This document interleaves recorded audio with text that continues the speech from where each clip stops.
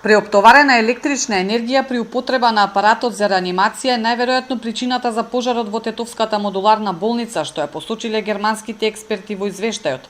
Сепак, ова се неофицијални и непотврдени информации до кои дојде Алфа. Во Тетовското обвинителство велат дека ништо не коментираат додека не заврши преводот на вештачењето, во кое на 7 страни се изнесени заклучоците на германците, како и зошто изгоре модуларната за само 3 минути. Ова трето вештачење, покрај двете домашни на МВР и на Технолошкиот факултет, ги комплетира доказите во предистражната постапка.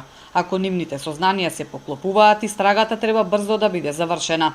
Многу прашања чекаат одговор. Како изгоре објектот за само 3 минути, но и дали некој ќе одговара.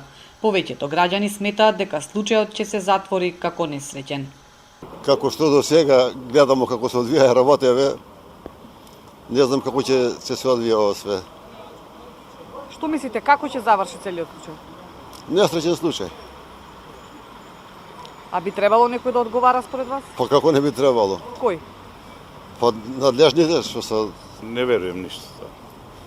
За жал политиката све ништо не чини, нема саглам. Само денешен ден на помош, ништо друго, со Господа напред. Тоа е, не очекувам дека нешто ќе се реши тоа. Некој да одговара? Не. Не верувам ни да ќе одговара некој. Џабе, више луѓето отишле. Што и да сторат не е вредно више. Колку пари да кошта, кого ќе заглавиш, тоа е више непотребно. Тешко тој што отишол.